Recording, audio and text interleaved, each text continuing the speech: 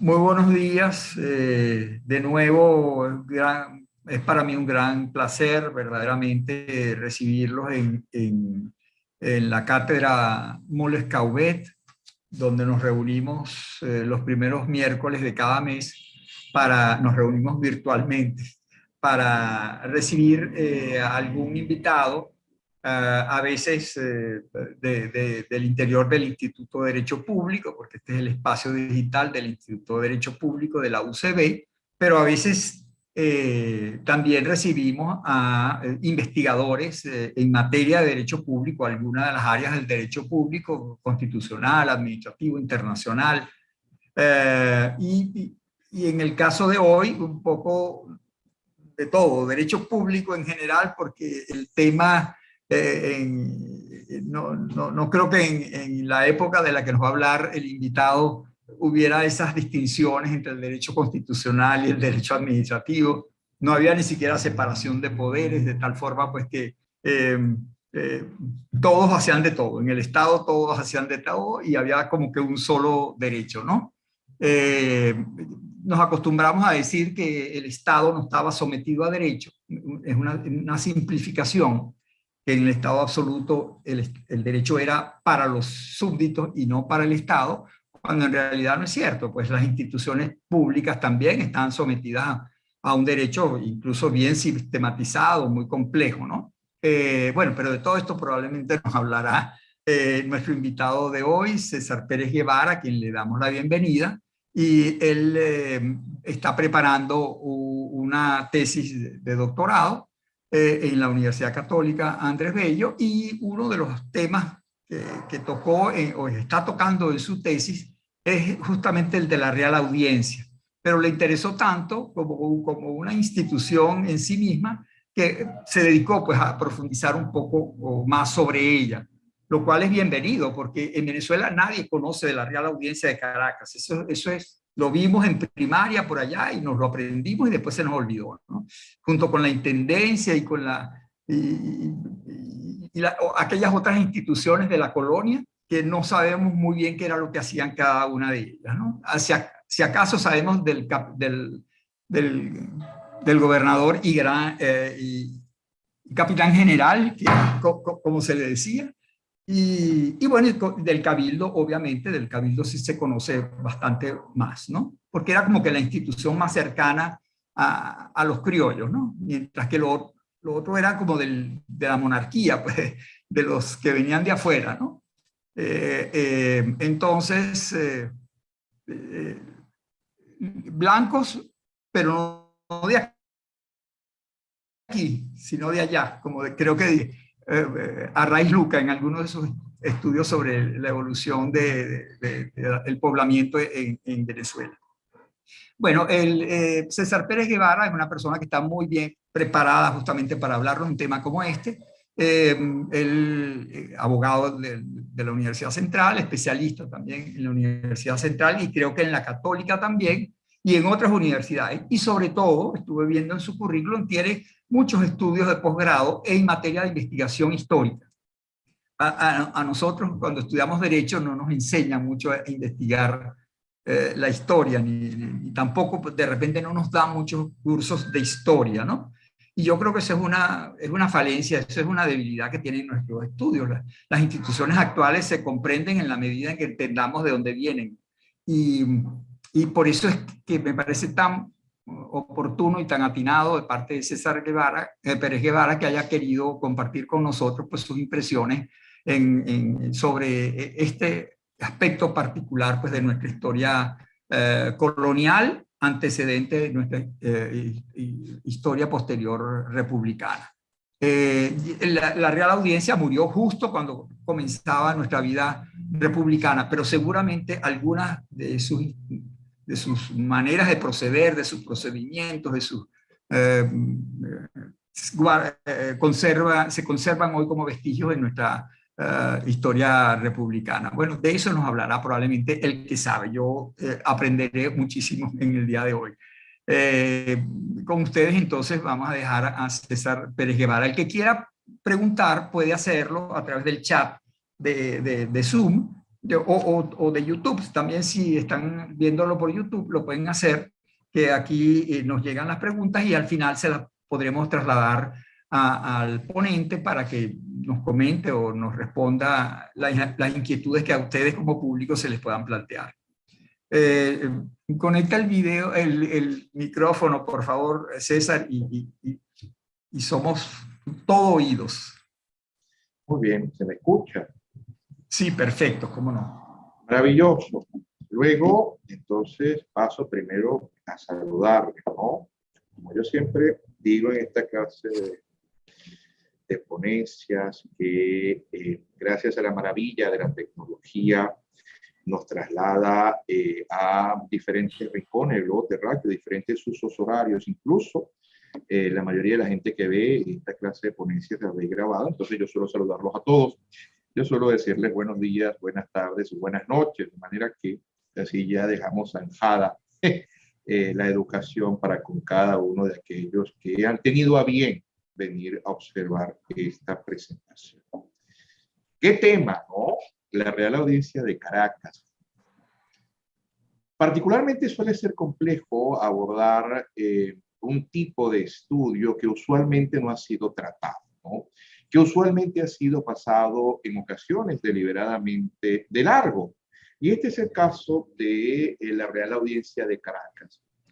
Usualmente solamente se le menta, ¿no? Se le menciona en ocasiones cuando se señalan algunas instituciones que son reputadas como coloniales.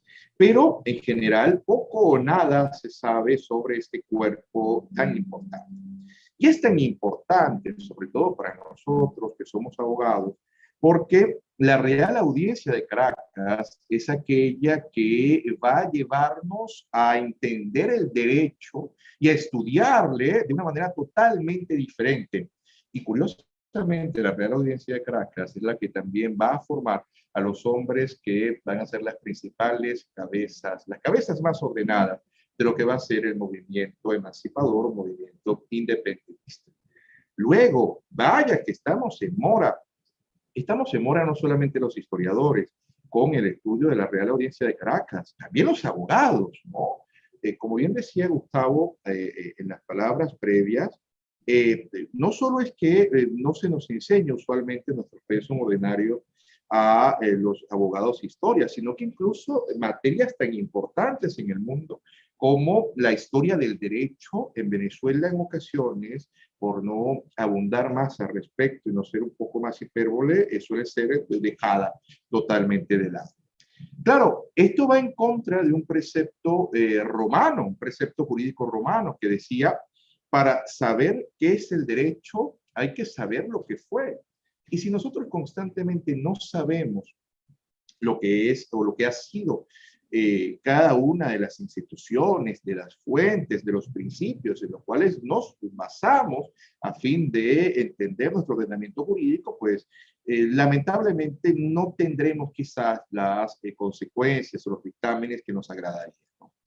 Es por ello entonces que cuando yo estoy realizando mi tesis de doctor y estoy averiguando acerca de tantas leyes e instituciones, me choca muchísimo que no haya prácticamente ningún trabajo sobre la Real Audiencia de Caracas. Hay poquísimos, pero realmente de modo usual se le ha abordado a través de lo que es una perspectiva errada, una perspectiva equivocada, una perspectiva que parte fundamentalmente de bulos, una perspectiva que parte de concepciones taimadas o manipuladas del conocimiento histórico.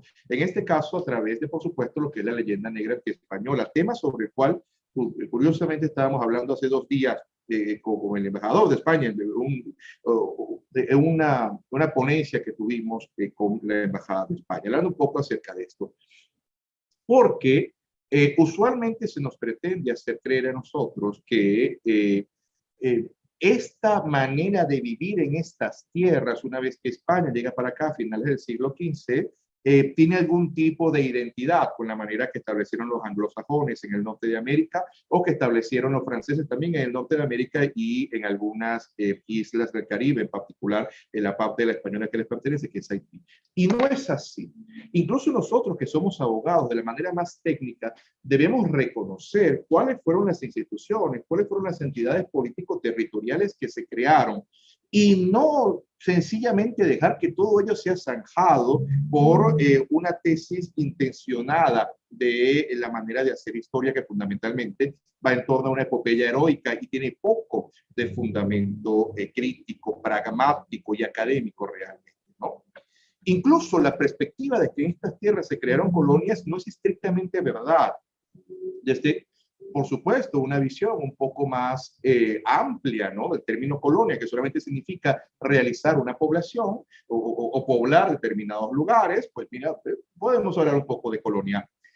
Pero cuando hablamos nosotros de lo que hizo España en estas tierras durante lo que fue el final de la dinastía Trastámara, luego los Habsburgos, luego los Borbones, no son colonias. No son modos de depredación y de aniquilamiento cultural y corrosivo de cuanto material existía allí para poder beneficiar a la metrópoli. España construye en esos territorios entidades políticos territoriales en virtud de su perspectiva, que es la expansión territorial a lo largo de los diferentes lugares o sitios a los cuales llegaba. Entonces, que aquí hay virreinatos, aquí hay capitanía general, que pasa a ser durante la etapa de los Borbones, en lugar de solo un cargo militar, pasa a ser entonces una entidad político-territorial diferenciada con alguna menor jerarquía que los virreinatos. Aquí realmente se vive de un modo en particular y se construyen grandes ciudades, se construyen decenas de universidades, instituciones como el Real Consulado, que trataba acerca del comercio, instituciones tales como las propias intendencias de Hacienda y Ejército, ¿no? Y en particular lo que nos interesa a nosotros, la Real Audiencia. Y con esto entonces comenzamos un poco ya a abordar de qué trataba, de qué iba esto de las Reales Audiencias, a fin de yo poder explicarles a ustedes lo que significó la Real Audiencia de Caracas y también ver cuál fue su impulso al estudio del derecho, en particular del derecho público. Por tanto, les pido que me dispensen el hecho de que abunde un poco al inicio de estas palabras sobre estos conceptos y sobre, obviamente, estas circunstancias, porque es tanto el desconocimiento con el cual se nos crea como profesionales desde la propia academia, lamentablemente, que si no tenemos estos preceptos bien claros al momento en que comencemos a hablar sobre la Real Audiencia, probablemente la interpretemos mal, ¿no? A ver, la Real Audiencia tenía en general, o las Reales Audiencias tenían en general dos funciones. Una función estaba totalmente emparentada con lo que era la perspectiva judicial. Es decir, era un altísimo tribunal. Y también tenía una función consultiva. Una función consultiva porque se suponía que precisamente por la lejanía del rey de España, y siendo que el rey de España era un rey que constantemente intervenía en la vida de sus súbditos, entonces la Real Audiencia solía actuar como si fuera la figura del rey en persona. Si no se estaba conforme con esto, a través de lo que era la función consultiva hacia el gobernador, que tenía también el cargo de capitán general, por lo menos en nuestro territorio, entonces usted podía acudir sobre determinadas cláusulas, sobre determinadas características a lo que era el Real y Consejo de Indias, allá precisamente en la península ibérica, ¿no? Que fundamentalmente era la persona del monarca, pero actuando a través de lo que era el conocimiento vastísimo de las leyes de Indias y de estos territorios. Entonces, ¿cómo comienza la figura de las Reales Audiencias? Vamos a observar que la primera Real Audiencia que se funda es en Santo Domingo, la Real Audiencia de Santo Domingo en el año 1526, por parte del monarca don Carlos I de la Casa de Habsburgo, llamado Carlos V del Imperio Sacro Romano Germánico. Don Carlos V sabe muy bien que se están conformando una gran cantidad de territorios y en efecto España no tiene mentalidad depredadora, no tiene una mentalidad en la cual solamente lleguen para acá, establezcan algunos puntos de recolección, aniquilen a los naturales y saquen los recursos. No, el punto es expandirse, pero para expandirse hace falta un orden. Y vaya que el orden hispano, totalmente meritorio o totalmente descendiente del orden romano y posteriormente del orden germano, que tiene tanto que ver con el orden romano, pues existía en la época. Forma parte de la leyenda negra antiespañola, precisamente pensar que aquí se hacían las cosas como por casualidad. Había toda una estructura burocrática importantísima, sustentada en unas leyes que se dictaban solamente para estos territorios, en particular las llamadas leyes de Indias, que comienzan o que tienen su base álgida en las leyes de Burgos y en el resto de recopilaciones, que permitían que todo esto existiera y todo esto fuera posible. Luego no es poca cosa, ¿no? Entonces veremos como Carlos I, Carlos V del Imperio Sacromano Germánico sigue realizando reales audiencias, ¿no? Que como les digo tienen esta característica que es tanto de alto, altísimo tribunal como característica consultiva para lo que era el jefe del ejecutivo en estos territorios, en cada una de las entidades político-territoriales que se iban originando.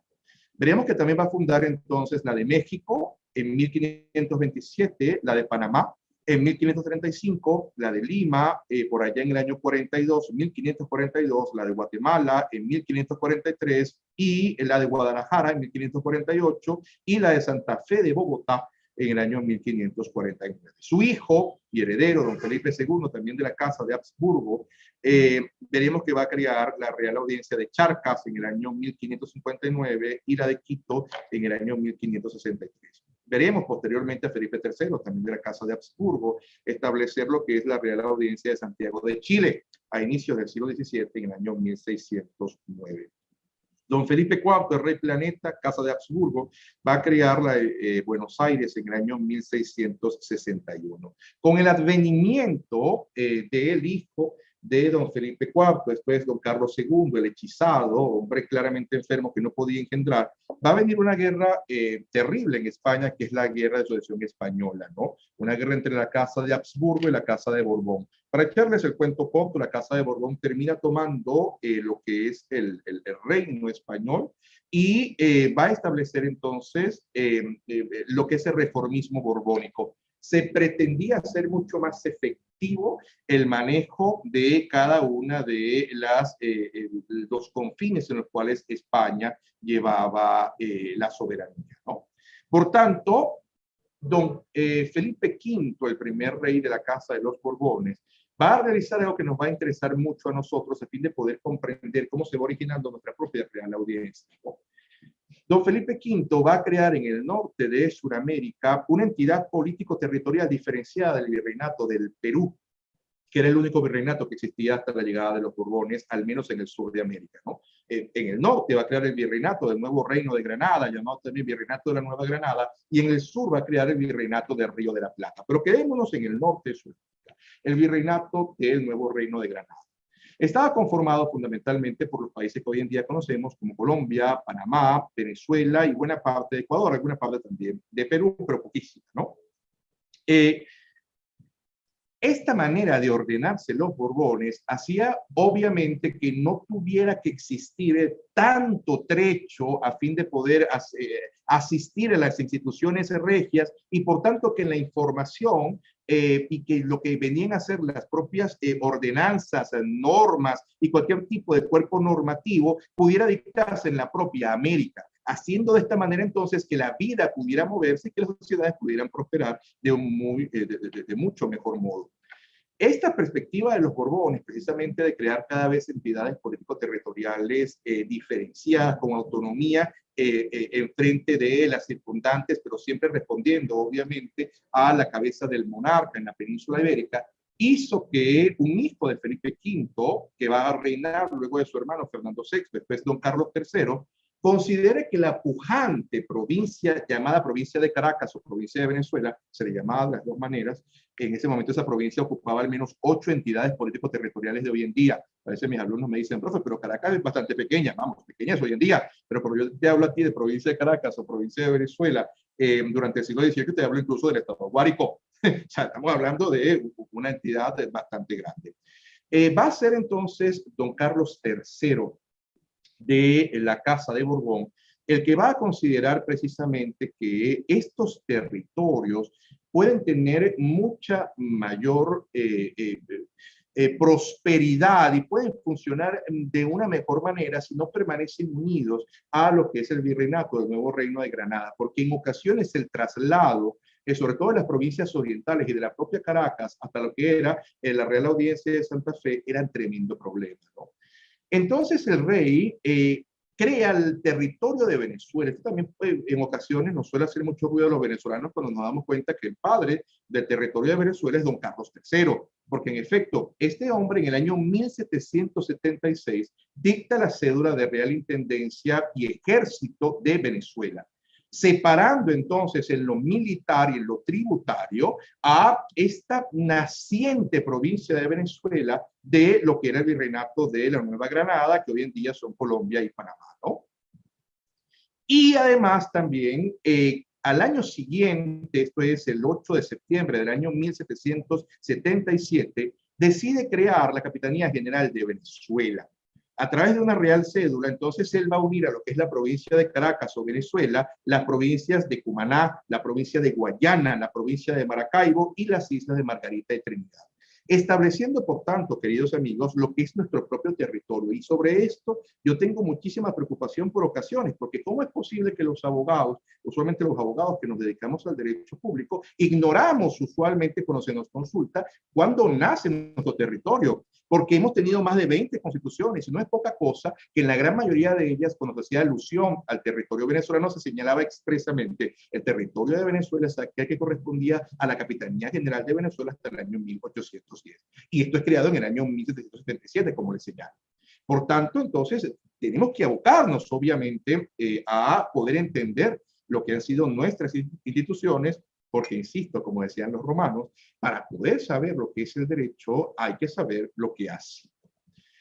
Siguiendo al respecto, vamos a ver nosotros que ahora esta entidad político-territorial diferenciada, a la cual habían unido Maracaibo, que siempre había respondido a Santa Fe, las recién formadas, que llevan realmente poco tiempo, tenían poquísimos habitantes. Cumaná, Guayana era extremadamente grande, también tenía pocos habitantes. Y las islas, que sí son de las primeras provincias de ultramar que existen, por lo menos aquí en lo que llamaban tierra firme, tienen algunos problemas al momento en que se establece una base en lo que es Caracas, en particular en nuestra amada ciudad, Santiago de León de Caracas, fundada en el año 1567. Y el problema está en que, muy bien, qué bonito que ahora tengamos una unidad de Hacienda y de Ejército, que ahora el rey nos mande a nosotros a que todo lo comuniquemos a Caracas y todo se le comunica a Caracas para que nos lo distribuya a nosotros. Pero, ajá, ¿cómo hacemos en el nivel judicial? En ese momento la jurisdicción funcionaba de una manera bastante interesante. Usualmente la primera instancia la conocían los ayuntamientos. Ayuntamientos que obviamente no tienen una naturaleza jurisdiccional, pero usualmente, como les señalo entonces, eran los alcaldes de los ayuntamientos, las autoridades municipales las que conocían en principio de los juicios, ¿no? Y si usted no estaba de acuerdo con el caso y el caso lo ameritaba, usted podía realizar una apelación. Y la apelación lo llevaba entonces a usted a la Real Audiencia. Y claro, la Real Audiencia en la cual nosotros al inicio de la provincia de Venezuela estábamos sujetos, era la Real Audiencia de Santo Domingo. Luego teníamos que irnos entonces a lo que hoy en día es República Dominicana. Luego, cuando los Borbones, Felipe V crea el virreinato de la Nueva Granada, teníamos que ir entonces a Santa Fe de Bogotá y, como les digo, en ocasiones el viaje no era sencillo. Luego, cuando Carlos III crea la Capitanía General de Venezuela, manda que de nuevo se asista en alzada a la Real Audiencia de Santo Domingo. Y entonces los maravinos se ponen bravísimos. Dicen, ya, pero es que nos queda súper lejos. Por tanto, por favor, rey, cree una Real Audiencia que nosotros también nos sirva para poder llegar hasta allá, ¿no? A pesar de ello, la primera petición de Real Audiencia que existieron en estas tierras fue del año 1769. Una petición que fue denegada, sobre todo por el informe del capitán general del momento, que era bastante autoritario, José Solano, y no le interesaba que se estableciera aquí un cuerpo consultivo del rey y mucho menos una instancia de alzada tan importante. Luego, como le señalo, es Maracaibo la que dice, pero ¿cómo me baja otra vez a mí a circunscribir a que yo vaya de alzada a Santo Domingo si me queda lejísimos y Bogotá me queda tan cerca? Entonces, el monarca, don Carlos III, se le ocurre una idea que de hecho va a ser el aliciente o la génesis de la institución de la cual hablamos el día de hoy. Él dice, ok, tenemos una entidad político-territorial diferenciada que es esta Capitanía General de Venezuela, ¿no? En la Real Cédula se establece que actúe con la mayor autonomía posible. Pero a nivel jurídico, a nivel jurisdiccional, obviamente está en desventaja. A ellos les hace falta también una real audiencia. Y es así, queridos amigos, como en el año 1786, a través de Real Cédula fechada el 31 de julio, en San Ildefonso, es creada la Real Audiencia de Caracas.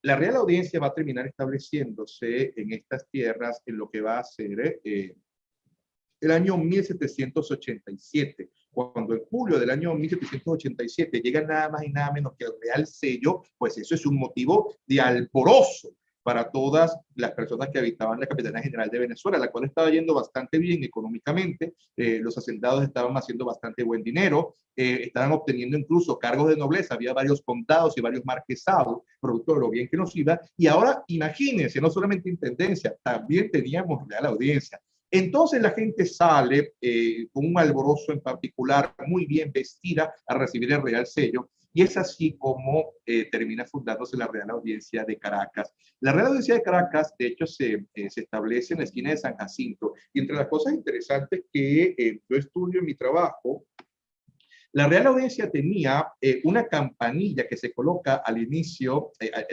al frente de la casa, ¿no? Donde se encontraba.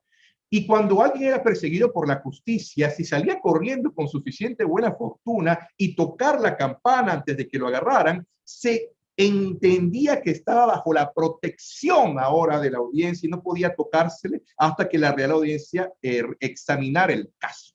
Por supuesto que es una institución y una praxis jurídica interesantísima, que como les digo ha pasado de largo, vamos, pero que ahora es por supuesto cuando por fin, por lo visto nos quitamos el velo de los ojos que podemos estudiar sobre tantísimas cosas tan interesantes. Entonces nada, se crea la Real Audiencia de Caracas. ¿Cómo es la Real Audiencia de Caracas? ¿Cuál es el tipo? ¿Cuáles son las características jurídicas que tiene este cuerpo consultivo y jurisdiccional? España creó 4 tipos de reales audiencias. Creó una real audiencia que era la llamada cabeza de virreinato, que fundamentalmente era este cuerpo normativo que estaba sujeto a lo que era la capital del virreinato, al virrey. Recordemos que el virrey era como si fuera la persona del propio rey. O sea, usted tenía un virrey delante y ese era tal cual como si fuera el rey, salvo que el rey también se encontrara, pero no era nunca el caso, ¿no? Estaban también las reales audiencias que eran llamadas pretoriales, que tenían un presidente que solía ser el gobernador o capital general, y la función de la Real Audiencia Pretorial era exactamente la misma que la función de la Real Audiencia de los virreyes. Es decir, la función de como si fuera el propio rey en persona. Luego nos da entonces la importancia de lo que eran las reales audiencias pretoriales, ¿no? Estaban las reales audiencias semipretoriales. Estas eran reales audiencias que fundamentalmente estaban sometidas a algún virreinato, y estaban las reales audiencias subalternas. Estas reales audiencias subalternas tenían ministros togados y tenían funciones extremadamente o explícitamente judiciales sobre ciertos territorios. Luego entonces las fundamentales eran las reales audiencias virreinales o cabezas de virreinato y las reales audiencias pretoriales. Debo decirles que la Real Audiencia de Caracas, que forma la monarquía borbónica, es una real audiencia pretorial.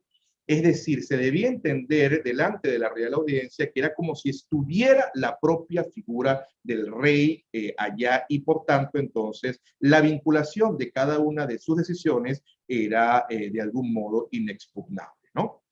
Luego observamos entonces un poco nosotros ya cómo era el proceso jurídico de la época, ¿no? Primera instancia, un ayuntamiento, y si el asunto tenía mérito, pues entonces usted iba a reclamar ante la Real Audiencia de Caracas, que era como si fuera el rey en persona. Y si aún así usted no estaba de acuerdo, tenía la posibilidad de realizar una suerte de llamamiento del monarca a través de su Consejo de Indias para que revisara el caso. Hubo algunos abogados que no confiaban en la Real Audiencia de Caracas, usualmente no porque tuvieran la razón, sino porque querían de alguna manera trastocar la situación jurídica, y entonces iban ante el Consejo Supremo de Indias a decirle al monarca que le estaban vulnerando sus derechos, y he encontrado yo en el Archivo General de la Nación decisiones del Consejo Supremo de Indias en los cuales el rey de España le dice: señor, voy a responder, le respondo, usted no tiene razón, y además quiero que sepa que no estoy nada contento porque usted debe seguir el orden natural que tiene la jurisdicción. Usted ha debido ir a la Real Audiencia de Caracas, que es como si fuera yo en persona, y de ninguna manera agotar esta instancia a la cual usted no tenía derecho. Pero bueno, de todos modos le contesto, no tiene razón. Ahora, en contra de lo que es la propia leyenda negra antiespañola, en la cual se nos suele decir que para estas tierras nada más llegaron puros truanes, puros sinvergüenzas, fue pura gente, ¿no? Que no tenía mayor importancia en España, es todo lo contrario. Incluso va en contra de lo razonable.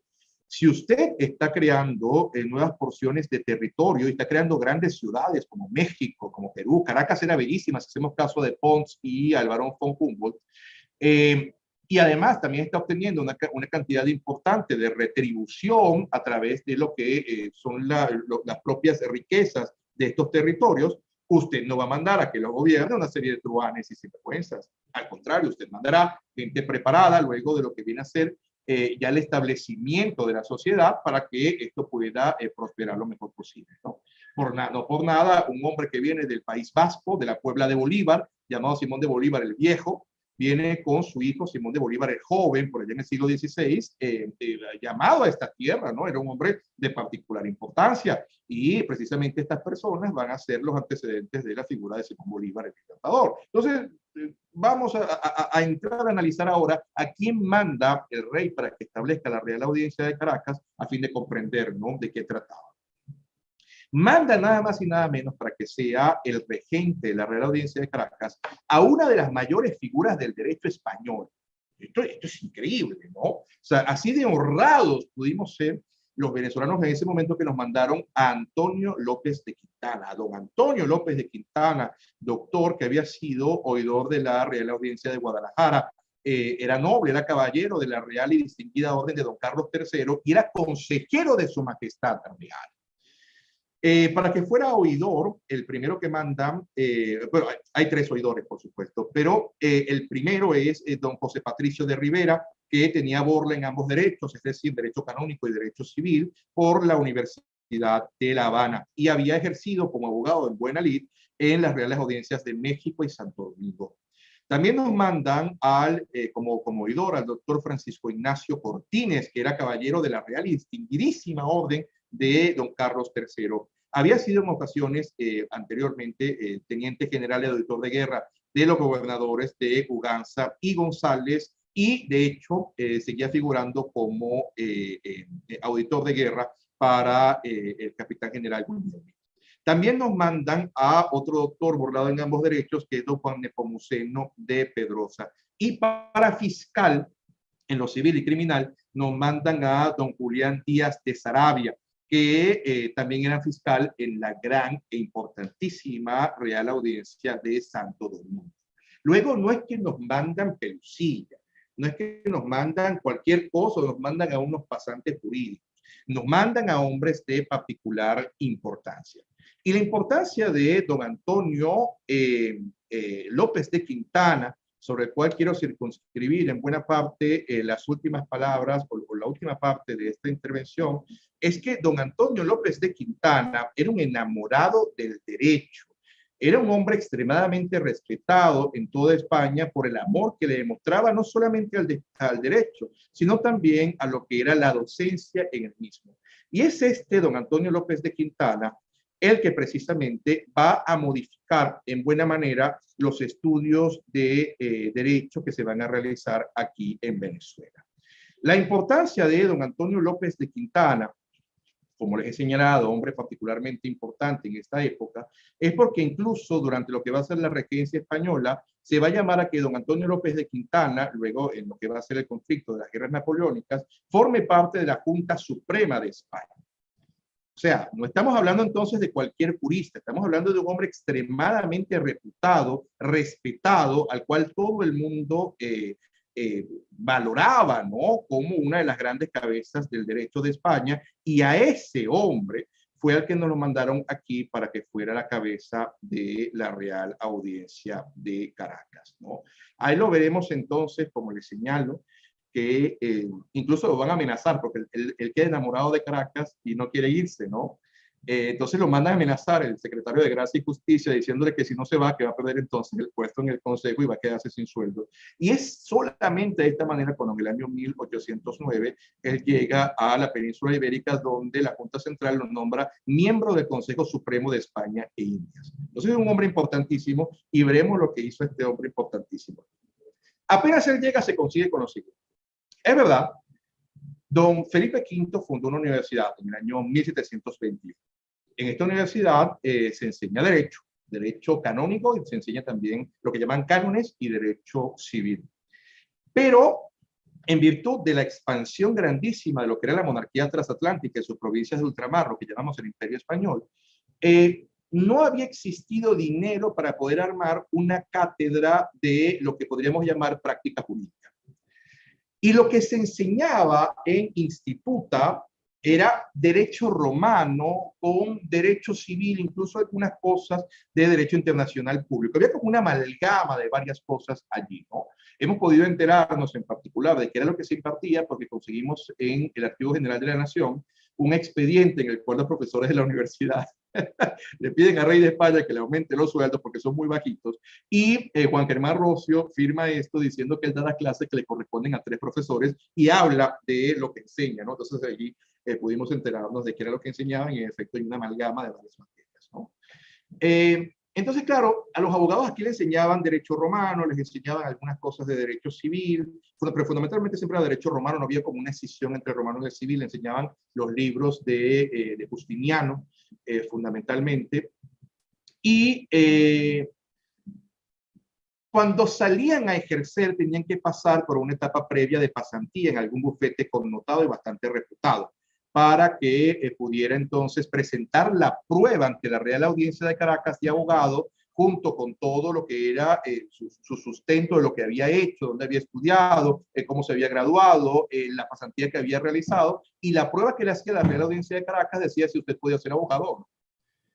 Entonces, ya de una vez, don Antonio López de Quintana observa, mira, aquí hay un problema, porque esta gente está saliendo graduada muchas veces en los escritorios jurídicos que tiene, o en las oficinas en las cuales realiza las pasantías, no se les enseña ni siquiera cuáles son las leyes vigentes del reino, no se les enseña la manera de ejercer el derecho. Entonces, por tanto, hay abogados que salen no demasiado bien preparados.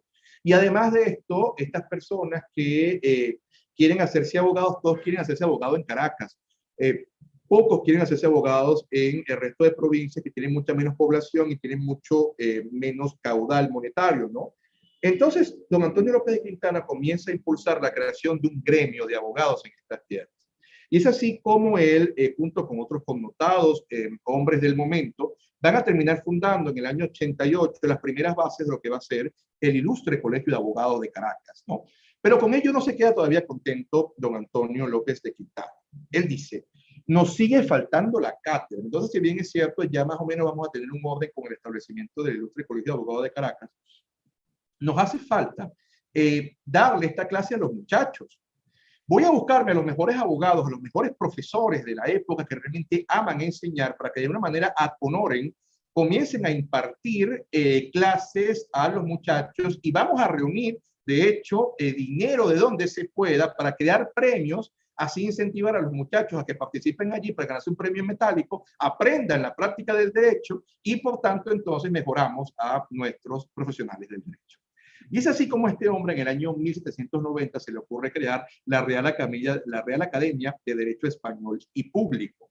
Una Real Academia en la cual, si bien es cierto, no formaba parte de la universidad, no formaba parte del Ilustre Colegio de Abogados de Caracas, solían hombres como Antonio López de Quintana, que daba la materia de Derecho Público, o sea, así la llamaba, y era lo que él daba, le encantaba esta materia, se la daba a los muchachos, como digo, totalmente de un modo ad honorem. Él como regente de la Real Audiencia, que vaya que trabajo tenía, porque, por supuesto, no hay manera de abundar con ustedes en cifras, pero son miles y miles los asuntos que llegaban a la Real Audiencia de Caracas. O sea, no es como nos suelen decir, éramos una provincia pobre y nada, no estábamos pujantes. Había miles de asuntos y por ello entonces tienen que crearse dos nuevos cargos de fiscal para que la gente por fin pueda tener entonces acceso a sus expedientes y haya un poco más de movimiento. Y también entonces termina creándose un cargo de fiscal solamente para lo comercial. Entonces terminan con 3 fiscales, comenzando con uno, y terminan con un fiscal nada más en materia comercial. Esto es interesantísimo porque nos habla precisamente de lo pujante que estaba esta provincia. Uno de los fiscales, de hecho, va a llegar a ser Juan Germán Rocio, lo cual también nos desmiente el hecho de que solamente nombraban gente que venía de la península ibérica. Juan Germán Rocio era nacido aquí y tampoco es que era mantuano, era hijo de un italiano y de una mujer con sangre indígena, era mestizo. Entonces, vamos que aún hay muchas cosas que observar y con estas palabras solamente pretendo crear más dudas en ustedes en lugar de certeza para incentivar, ¿no?, lo que es el estudio sobre estos temas. Pero sigamos viendo lo que hizo Antonio López de Quintana con esta Real Academia de Derecho Español y Público. Se enseñaba a los muchachos las leyes del reino, porque no se había establecido, no se había podido establecer la cátedra de prácticas en la universidad, y terminan pasando entonces por la Real Academia de Derecho Español y Público hombres tan notables como Juan Agustín de la Torre, como Manuel Carlos de Garay, como don Francisco Espejo, Miguel José Sanz, Juan Germán Rocio, entre otros grandes y reputados nombres del derecho en la época.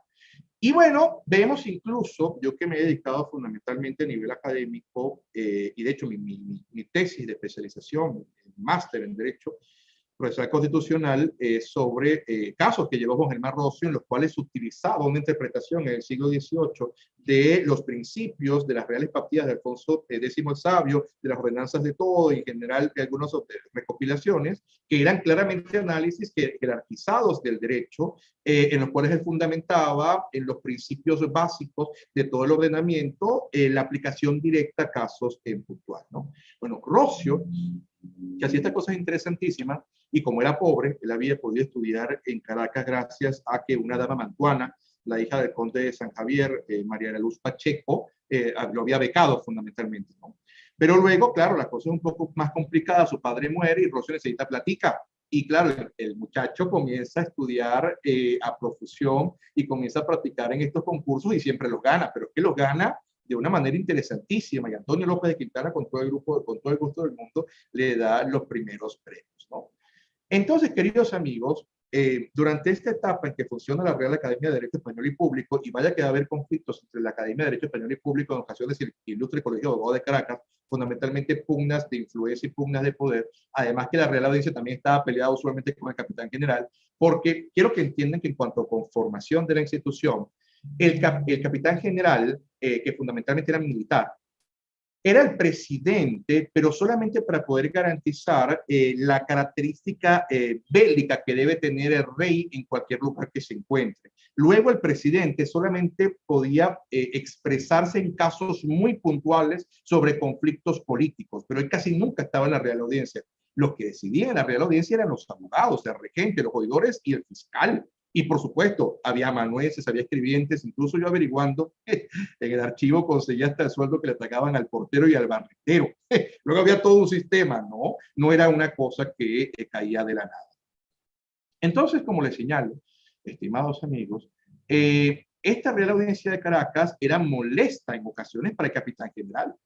Porque claro, por algo el capitán general José Solano había impedido, había hablado mal en el año 1770 ante la solicitud de Caracas del año 69 de la audiencia, porque era como ponerle un coto al ejercicio del poder por parte del capitán general. Y claro, cuando se establece la Real Audiencia, hay capitanes generales que la pasan muy mal. como es el caso de Pedro Carbonell. Pasa terriblemente porque vive en pugna constante con la Real Audiencia, vive diciendo que esos señores están más bien encompinchados, por no decir una palabra un poco más grave, con el Real Consulado y que todos se lo quieren echar para atrás. Pero cuando usted revisa los expedientes, las cosas que le decía la Real Audiencia tenían mucho que ver, ¿no? O sea, usted no podía vulnerar principios jurídicos, usted no podía apresar a quien le diera la gana si no había pruebas al respecto, o sea, la cosa no era tan sencilla. Y vaya que a esta Real Audiencia le toca nada más y nada menos que enfrentarse a dos casos puntualmente complejos, que es la conspiración de Gualí España en el año 1797. Hubo muchísimo trabajo, hubo tantos casos que esa gente no dormía, ¿no? Y se habla mucho de que el fiscal Díaz de Saravia le afecta mucho en la salud tener tanto trabajo y fallece al poco tiempo. Y también tiene el problema de la invasión de Miranda en el año 1806, que por supuesto uno siempre le narra la versión heroica, la versión incluso que tiene que ver con nuestra historia, con nuestros valores o como nos quieren pintar, ¿no? Pero si usted observa lo que pasaba en la época, desde la perspectiva estrictamente jurídica, los reyes de España tenían la soberanía en estas tierras gracias a lo que era el ejercicio de la bula intercartera que había dado el Papa Alejandro VI en el año 1493, que a su vez es una facultad hostiana que viene de la donación primigenia que hace Jesucristo a San Pedro. Entonces, por tanto, los reyes tenían aquí, en principio, según el derecho de la época, pleno dominio, plena soberanía. Y lo que está haciendo Francisco de Miranda en el año 1806, según el preceptos ilustrados, es una invasión con personas nacidas en las colonias norteamericanas que habían pasado a ser independientes para intentar deponer a las autoridades legítimamente constituidas aquí. Ojo, eso, así lo vieron los abogados de la época. Luego imagínense entonces ustedes el problema que existió con la Real Audiencia al momento, a tal punto que tuvieron que armar un tribunal ad hoc solamente para encargarse de ese caso. Gracias a la figura del capitán general Manuel Guevara de Vasconcelos y al propio Juan Germán Rocio en la época, que ya figuraba como una de las grandes figuras, valga la redundancia, a nivel jurídico en ese momento. Luego, queridos amigos, cuando nos consigamos en el año 1810, con lo que va a ser lo que es el 19 de abril, Jueves Santo, en el cual los hombres de la época, en virtud de la invasión napoleónica, hacen una interpretación según la cual establecen que si estos territorios formaban parte de la soberanía del monarca ibérico en virtud de la bula intercartera, y solamente podía existir cambio de dinastía a través de lo que era el matrimonio, como pasó en el caso cuando Felipe de Habsburgo, el llamado Hermoso, casa con doña Juana I de Castilla, llamada la Loca, y cambia la dinastía en España desde los Habsburgo, dejando atrás a los Trastámara, o a través de lo que eran los tratados que venían de la guerra, como Utrecht, a través del cual se establece que los Habsburgo dejan de ser reyes y los Borbones pasan a ser los reyes. Napoleón Bonaparte, cuando secuestra a Carlos IV de Fernando VII, por decirlo una palabra bonita, y les obliga a abdicar en Bayona a nombre de la Casa Bonaparte y coloca la fuerza a su hermano José Bonaparte, allí no hay ninguna legitimidad. Entonces la respuesta tiene que ser que la soberanía pase a estos territorios, porque son territorios, son reinos diferentes a los que se encuentran en la península ibérica, y por tanto entonces nosotros debemos decidir qué queremos hacer posteriormente, ¿no? Por eso es que el 19 de abril del año 1810 no es como se dice popularmente, que de hecho es una vergüenza que eso se diga, que se declaró la independencia de Venezuela. Si usted lee el acta, allí decimos somos leales súbditos de Fernando VII, el legítimo rey, y más bien estamos en contra de lo que es la impostura napoleónica, ¿no? Bueno, ¿ustedes quién cree que hizo ese razonamiento? Eso lo hizo Juan Germán Rocio, profesor de instituto de la Universidad de Caracas y formado en la Real Academia de Derecho Español y Público. Y cuando llega Vicente de Empara al Cabildo, luego de que Salias le dice, en esa famosa pintura de Juan Lovera, a la iglesia, no al Cabildo, él se encuentra a dos profesores sentados, dos profesores de la universidad, formados por la Real Academia de Derecho Español y Público, José Félix Sosa, profesor de cánones, y Juan Germán Rocio, profesor de instituto. De ahí que a partir de allí, por supuesto, que ya comienza el proceso de secesión y va a ser en el año 1811 cuando se ha declarada la independencia de Venezuela, allí sí el 5 de julio del año 1811, pero una vez que hayamos redactado reglamento para la elección de diputados, hayamos realizado elección para el Congreso de Venezuela de marzo del año 1811, entonces no es tan sencillo no de hablar. Y los que realizan la primera Constitución de Venezuela, una vez más capitaneados por Juan Germán Rosso en el año 1811, son formados fundamentalmente por la Real Academia de Derecho Español y Público, y son personas graduadas en estas tierras. Y el primer presidente elegido en el triunvirato durante lo que es nuestro movimiento secesionista es don Cristóbal de Mendoza, también abogado formado en estas tierras, eso sí, antes de la conformación de la Real Audiencia, pero también era un hombre que se había visto inmerso en todo lo que era esta popularización del derecho que se dio a partir de que se estableció en Venezuela en el año 86 y en el 87, cuando por fin entró a funcionar la Real Audiencia. Cuando llega la Real Audiencia, hay tanto cariño por parte de la gente que comienzan a estudiar abogados, a estudiar para ser abogados, personas que nunca se les había ocurrido, porque lo que estaba de moda era eso, porque estábamos muy bien encaminados como provincia de ultramar. Y como les muestro entonces las principales cabezas de la independencia de Venezuela, que la independencia de Venezuela es un movimiento intelectual realizado por civiles que luego los militares pierden durante la guerra de independencia, y ahí es cuando van a comenzar entonces, cuando se pierde esto en el año 1812, ya movimientos meramente bélicos, como es el caso de la campaña admirable de Bolívar en el año 3, o el desembarco de la campaña de Oriente de Mariño por Chacachacare, la guerra a muerte y todas estas cosas que ya forman parte de nuestro imaginario colectivo, pero bélico.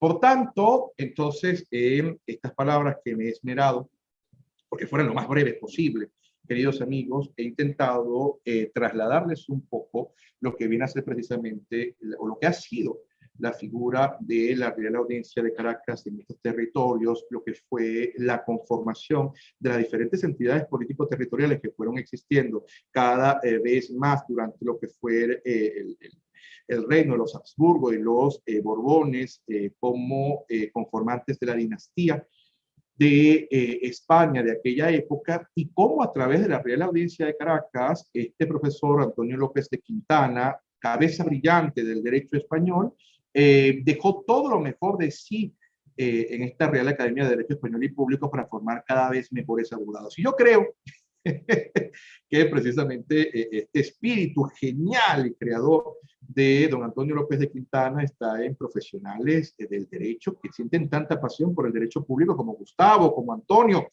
Antonio se llama como tú, que enseñan el derecho público y lamentablemente hasta ahora han sido totalmente olvidados. Y como les digo, estas palabras no son más que un intento en particular por crear más dudas que certezas en ustedes, y que por fin nos pongamos a investigar algo tan importante para nosotros como fue el surgimiento de nuestras instituciones, en particular de nuestro máximo tribunal, de aquel que nos hizo ser mejores y más abogados, la Real Audiencia de Caracas. Gracias por su atención. No, somos nosotros quienes te agradecemos verdaderamente, César. Ustedes se dieron cuenta de que este señor sabe decir las cosas, no solo sabe cosas, sino que además las dice de una manera con muchísimo entusiasmo y de una manera muy grata de oír, ¿no? Así que yo estaba aquí como que si estuviera viendo una serie de Netflix, no me quería ni mover del sitio, ¿no? Porque me estaba enterando de cosas que a veces uno no llega a conocer suficientemente en sus estudios formales, ¿no? Que por cierto, te quería preguntar algo, César, buscando yo un poquito para ver, refrescar un poco mis conocimientos de la Real Audiencia, encontré creo que fue en Guillermo Morón, ¿no? Que tiene un estudio como muy detallado de las distintas reales audiencias, transcribiendo trozos completos de actos y de actas de la época. Y vi que había muy poco escrito monográficamente sobre la Real Audiencia. Uno de ellos decía que una simple... ¿Cómo dice el título, perdona? Ah, No se te oye, no se te oye. Conecta el... Este es el trabajo a que te refieres. Este es un trabajo maravilloso de Guillermo Ambrosio sobre la historia de Venezuela, en el cual a mí me encanta porque los cuatro primeros tomos fundamentalmente son sobre la etapa de los primeros 300 años y habla de la Real Audiencia y cita mucho. Él y este hombre que es don Héctor García Chuecos son Ajá. los dos que de alguna manera, García Chuecos era abogado, que de algún modo la tratan, pero como dice García Chuecos, solamente lo hacen para presentarla, porque no hay ningún estudio al respecto y lamentablemente hemos estado en mora con ello, no hemos realizado estudios. Disculpa, Gustavo, me ha emocionado. No, no, no, Esa era estupendo, la bien bueno señal. que lo hayas dicho. Lo que te quería preguntar es que justo, yo creo que este es Chuecos o García Chuecos, ¿no? Creo que en alguna frase dice por allí antecedente de nuestro contencioso administrativo. Entonces yo decía, bueno, más bien es como el antecedente del Tribunal Supremo, podríamos decir. Lo que pasa es que, porque ahí conocían no solamente de derecho administrativo que no existía, pero sí de derecho público. Pero también de derecho penal y de derecho civil, podríamos decir, no mercantil, ¿no? ¿Qué opinas al respecto? ¿Podríamos los administrativistas decir la Real Audiencia es el antecedente de nuestro contencioso administrativo? Sí, Ok, sí, Gustavo, totalmente. Eh, la Real Audiencia solía decidir también incluso en cuanto a conflictos de competencias de instituciones, sí lo hacía, o sea, sí hay rasgos clarísimos de contencioso administrativo, también decidía materias civiles y materias criminales, luego te darás cuenta entonces de la cantidad de trabajo que tenía esa gente, que eran miles de casos. Usualmente, la diferencia que yo he visto, que usualmente trabajaba en la Real Consulado, es el área económica, el área del comercio, porque como te digo, había tanto, pero tantos casos y aquí la gente vendiendo cacao le estaba yendo tan bien que precisamente entonces de alguna manera había que circunscribir una especialidad para que esa gente nada más se dedicara a los asuntos comerciales y era el fiscal entonces que le crean al Real Consulado. Pero en efecto, el fiscal de la Real Audiencia y en general la Real Audiencia es nuestro principal antecedente maravilloso del contencioso administrativo y de verdad que les puedo decir, como dice un amigo mío mexicano, ¿no? Qué coraje que cuando uno revisa los libros de historia en Venezuela de derecho administrativo, bueno, buscan entonces el tribunal francés, pero ¿qué pasó con nosotros? Porque es que dense cuenta que a partir del año 1811 somos las mismas personas, pero en vez de ser españoles indianos o españoles en general, porque si uno lee la constitución del año 1812, la PEPA, la gaditana, la de Cádiz, dice, la nación española está integrada por los españoles de ambos hemisferios. O sea, éramos españoles y así éramos reconocidos, ¿no? Pero luego pasamos a llamarnos a partir del año 1811 venezolanos y luego llamaremos colombianos, luego venezolanos nuevamente en el año 30, para hacer un poco de corto el cuento. Pero éramos las mismas personas. ¿Cómo es que entonces lo que hicieron antes nuestros antecedentes no importa, ¿no? Solamente importa lo que hicieron los franceses. Yo creo que no, creo que es un error, claro. pero es mi opinión. No, sí, ciertamente. Aprovecho para saludar a un profesor francés que está aquí acompañándonos desde temprano, Armand de Prairie, que muestra mucho interés por conocer un poco las instituciones latinoamericanas y bueno, le damos la bienvenida. ¿Cómo estás, Armand? Gracias por estar aquí. Y yo le comentaba un poco a él antes de la reunión justamente que la Real Audiencia, que me parecía a mí que podía ser de verdad un poco el antecedente del contencioso administrativo, por eso que había visto en García Chuecos, por aquello de que era un tribunal, pero también era un órgano de asesoría, ¿no? Y entonces en eso se parece al Consejo de Estado.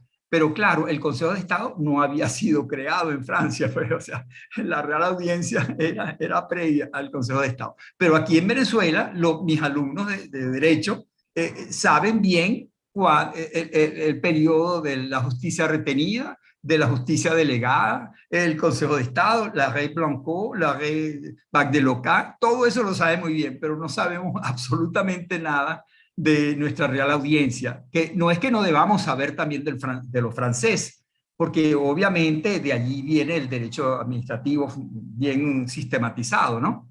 Pero también tendríamos que saber de nuestros antecedentes. En esa cantidad de casos que tú dices que has revisado, yo me imagino que sería un tesoro, pues, comenzar a ver monográficamente como temas específicos. Yo he visto solamente explotado a nivel más bien como literario los trabajos de Inés Quintero, que revisa entonces lo que se dijo aquí en los tribunales, revisa los expedientes y nos echa esas historias que no son cuentos, sino historias, como dice ella, sobre el trato a los esclavos, sobre problemas familiares, pero me imagino que también sería interesantísimo ver conflictos de jurisdicción, el papel de los cabildos frente a las autoridades, es decir, todo el derecho público. Podríamos de repente analizarlo revisando un poco eso. Están bien conservados, me imagino yo.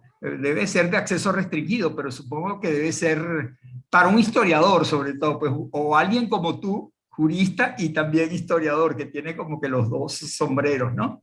Yo lo que intento, te digo, Gustavo, realmente es que en Venezuela por fin nos dejemos de ambajes y dejemos de ser historiadores que escriben sobre derecho o abogados que escriben sobre historia y seamos historiadores jurídicos, historiadores del derecho, ¿no? Que vaya, que buena falta nos hace. O sea, la historia jurídica es maravillosa. Cuando usted revisa cómo tienes que tener, por supuesto, las certezas históricas, tienes que conocer el método histórico, tienes también que ser abogado, obviamente, tienes que conocer el método que utilizamos los abogados.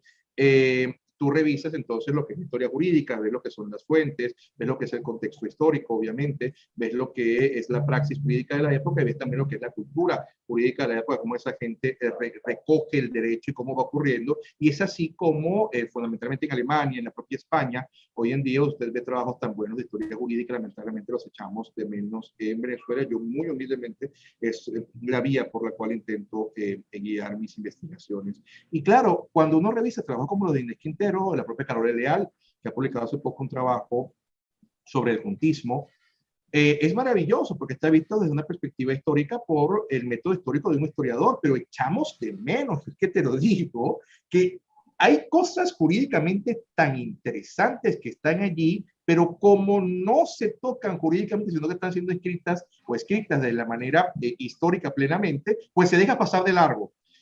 Claro, es que ahora es que hay que ver conflictos de competencia, ahora es que hay que ver cómo usted agarraba y podía ante la Real Audiencia de Caracas de lo que hacía el capitán general de Venezuela. O sea, usted que tiene ahora que ver una gran cantidad de cuestiones y eso está en el Archivo General de la Nación, no tan bien conservado. De hecho, no he podido yo ir al Archivo General en los últimos días, en las últimas semanas, porque no tienen personal para que me atiendan. Así, así ha sido, así me lo han hecho saber. Ya me conocen. Entonces, yo prefiero que no, ahorita no hay para estar revisando esos libros que están por allá. Pero yo he conseguido, lamentablemente, juicios sabrosísimos, interesantísimos que se están perdiendo. Se están perdiendo. Se están acabando, las páginas se están deshaciendo. Pero bueno, no, si no le tomamos importancia, lamentablemente nos quedaremos sin ello. O sea, yo he podido conseguir 2 juicios maravillosos que están de alguna manera bien preparados. Uno, el juicio que lleva adelante Sebastián de Miranda, el padre de Francisco de Miranda, en contra del Ayuntamiento de Caracas, porque los mantuanos no le querían dejar usar el bastón de mando de las milicias de blancos. Y el rey de España, don Carlos III, le dice: señor, usted tiene toda la razón, en contra de lo que digan los mantuanos, usted es el jefe, porque yo lo digo. Está muy bien cuidadito. Y el juicio de Juan Germán Rosso en contra del Ilustre Colegio de Abogados de Caracas, que comienza en el año 1798 y termina en el año 1806. Está muy bien cuidadito gracias a una de las pocas personas que en nuestra historia ha hecho historia jurídica, que fue don Héctor Parra Márquez, este gran abogado y también historiador que a mediados del siglo XX escribió la historia del Colegio de Abogados de Caracas. Él, creo que fue presidente del Colegio de Abogados de Caracas, si no me equivoco en esta etapa. Él pudo unir el juicio y lo puso bien bonito, estaba en el archivo del Colegio de Abogados de Caracas, hasta que el Archivo General de la Nación se lo pidió. Pues claro, cuando va para allá tú lo revisas y está hermoso, está completico, y no me estoy haciendo propaganda, pero para que ustedes vean lo mucho que lo he trabajado, que este librito que está por aquí, que ya lo presentamos allá en la OCB, Gustavo, que es sí, claro, claro, mi tesis impresa, tiene buena parte del juicio, ¿no? Que lleva Rosso en contra del Ilustre Colegio de Abogados de Caracas ante la Real Audiencia de Caracas, que es un juicio sabrosísimo y sobre el que ahora es que hay que escribir cosas. Efectivamente. Bueno, esperemos que, bueno, ahora hay tantas técnicas para preservar eso a través de la digitalización, que sería una maravilla, pero hay recursos para eso. O sea, hay conciencia como para tener la No, voluntad de dedicar un esfuerzo financiero y de tiempo, pues, y de personas que sepan manejar eso, que seguramente las hay. Quiero aprovechar yo te para... digo, Gustavo, una cosa. Sí, diga, Yo te digo una dime, cosa, dime. en ocasiones hay personajes díscolos, como es mi caso, que se le ocurre intentar juntarse con otros personajes de la misma envergadura, que a pesar de que no haya iniciativas o no haya interés en eso, uno lo hace igual. Entonces, hago el llamado público aquí a mi querido amigo Antonio Silva, que está presente. Antonio, mira lo que dice Gustavo, vamos a intentar recuperarlo. Yo sé que a mí se me suelen ocurrir estas ideas, pero tú las sueles llevar a cabo de una mejor manera, como todo lo que haces. Entonces, Efectivamente. ya te comprometí, Antonio. Así es. Quería aprovechar para decir pues, que estaban presentes Antonio Silva, que de verdad, afortunadamente también tiene el interés por las cosas históricas, porque está absolutamente convencido, pues, de que, como era que decía el proverbio, es decir, para poder saber qué es lo que es el derecho ahorita hay que saber lo que fue, ¿no? Es decir, a mí me tocó, yo creo haberlo conversado contigo, en el tema específico municipal, pues, o sea, darme cuenta que no podemos entender el municipio venezolano actual si no sabemos de dónde viene, porque todo lo que es el municipio actual de alguna manera tomó algo en los 300 o 400 años que lleva el municipio aquí de vida en Venezuela. Bueno, saludos a Antonio, saludos a Tamara Adrián, que también te manda unas felicitaciones muy especiales. ¿Cómo estás, Tamara? Me da gusto verte por aquí. Siempre te veo por allí como público. Y bueno, también a Jorge Luis Suárez, que desde Bogotá, pues que no, desde Santa Fe de Bogotá, no es, o sea, la cabecera del rival de Venezuela, que era el virreinato de la Nueva Granada, pues tenía su real audiencia allá y bueno, nos desprendimos, afortunadamente nos independizamos de esa real audiencia, ¿no? Dirían algunos. Bueno, nada, pues ya estamos terminando por el día de hoy. Ha sido verdaderamente sumamente grato, como lo dice también Lucas Riestra, súper, eh, este, una instrucción muy buena, muy casi vivencial, diría yo, que en todo caso muy emotiva, pues, o sea, sintiendo como con emoción y haciendo sentir que eso son cosas nuestras, que estás hablando no de una cosa que pasó por allá, ¿no? Sino que son verdaderamente cosas nuestras, pues a las que debemos entonces voltear la mirada interesada y ver qué podemos aprender de allí, ¿no? Entonces te vamos a agradecer muchísimo, pues ya es la segunda vez que compartes tus conocimientos históricos, jurídicos con nosotros. La otra vez lo hiciste en la sala Molescaubet, allá presencialmente, y fue verdaderamente una delicia, pues, oír aquello y toda la discusión que se planteó después, ¿no? Sobre Juan Germán Rocio. Mi paisano, porque él fue diputado por Calabozo al Congreso Constituyente de 1811, y bueno, yo no soy, él es más calaboceño que yo, porque yo no nací en Calabozo, pero No, él afectivamente tampoco. toda mi familia Él es de allá, y tampoco. bueno, entonces cuando yo veo... Rocio, ¿Ah? Rocio nació en Sí. Tiznados, lo que hoy en día es el Estado Guárico, pero sabe bien por Calabozo. Entiznados, Sí, claro. sí, sí, sí. Por eso, eso está muy cerca de Calabozo, Sí, pero sí, claro, sí, le sí. pasamos por ahí un río muy bonito, por cierto, el río Tiznados, es San José de Tiznados, creo que era él. Bueno, y bueno, entonces un cuasi paisano, pues, de verdad muy valioso que tenemos por allí, que a veces no lo conocemos tanto, menos mal que César está interesadísimo en difundir un poco las enseñanzas de Rocio y de otros, pues, también tan Sí. valiosos como él de la época. No, Así que, bueno, de yo verdad creo, muy... perdón, Gustavo. Entonces que no, vino. me quería despedir nada más. Gracias, de verdad, gracias por las palabras, gracias por estar Sí, aquí, gracias por tener interés en esta clase de temas, gracias a los profesores Antonio, a Jorge Luis, gracias a la profesora Tamara Adrián, al profesor francés Agman, gracias también por traer interés en esta clase de cosas. Y yo creo que solamente cuando nos demos cuenta de que don Antonio López de Quintana merece tanto como Juan Germán Rossi una estatua en algún punto donde se enseñe en la academia el derecho de Venezuela y que nos delastremos de tanta cháchara y tanto bulo y por fin aprendamos a valorar lo nuestro antes de poder mirar al exterior. Creo que seremos una mejor sociedad, seguramente seremos mejores abogados y tendremos unas mejores escuelas de derecho. Pero bueno, nada, son cosas que se me ocurren. Gracias. Sí, pero esa es una idea.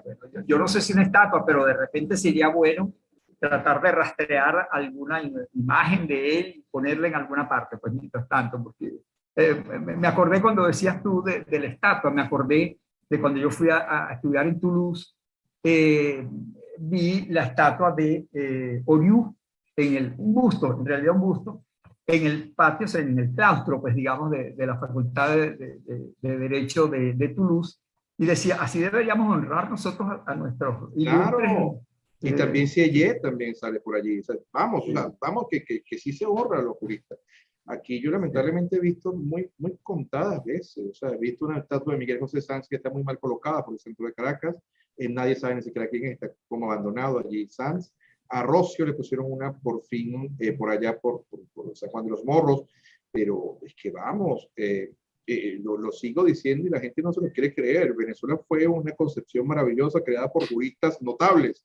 Luego, lamentablemente, vino una guerra de independencia tan destructiva y aniquiladora, pero la idea, lo que esa gente estaba planteando en el año 11 hizo que Francisco de Miranda dijera, me encuentro aquí rodeado del Congreso más ilustrado en el cual he estado en mi vida y basta que yo estaba en Congreso.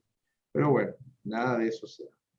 Bueno, nada, de nuevo, César, un placer que hayas querido compartir con nosotros todo eso que sabes y, por supuesto, ya vamos a ir anotando otro día donde nos vas a hablar de alguna otra cosa tan interesante como la de hoy. Bueno, y les agradezco muchísimo a los ilustres miembros del público que nos acompañaron en el día de hoy y los invitamos para el próximo primer miércoles del mes de julio será, donde tendremos de nuevo una charla de este mismo corte y esperemos que sea tan grata como la de hoy. Un fuerte abrazo, César, muy agradecido como siempre y a todos los demás también. Buenos días, pasen el resto del día muy bien.